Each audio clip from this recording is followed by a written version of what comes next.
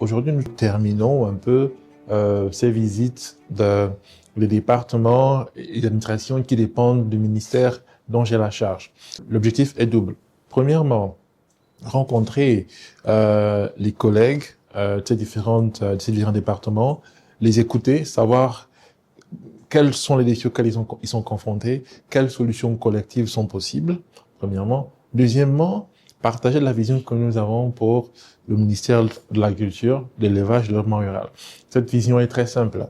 C'est une vision à travers laquelle nous aimerions que le Gabon atteigne sa souveraineté alimentaire, que le secteur dont j'ai la charge soit un pilier de la diversification de l'économie gabonaise et qu'à travers cela, nous créons des millions d'emplois pour les jeunes Gabonaises et les jeunes Gabonais. La CASA est un instrument important dans la politique que nous sommes en train de développer.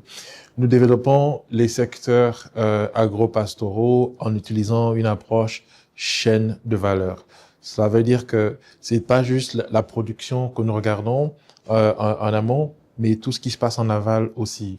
Donc, tout ce qui est transformation, tout ce qui est eau, électricité, commercialisation, mais aussi tout ce qui est contrôle sanitaire, phytosanitaire. Nous assurer que les aliments qui sont consommés par les Gabonais sont des aliments propres à la consommation. Et donc, la GASA est un instrument important dans le développement des chaînes de valeur agro-pastorales. Ce que nous faisons, comme vous le savez, c'est un état des lieux. Après cet état des lieux, nous nous retrouverons pour évoquer ensemble les solutions qui vont permettre une montée en puissance des secteurs dont j'ai la charge. Nous avons trouvé une oreille attentive.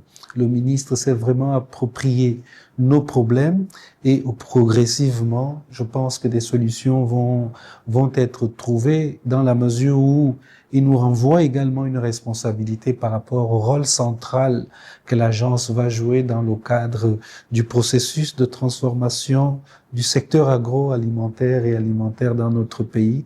Donc, ça nous met un défi supplémentaire. Mais ce qu'il faut noter, c'est que nous sommes vraiment en phase avec la vision du ministre, puisqu'elle rejoint les 3 piliers que nous avons indiqués dans le cadre de l'année de l'impact.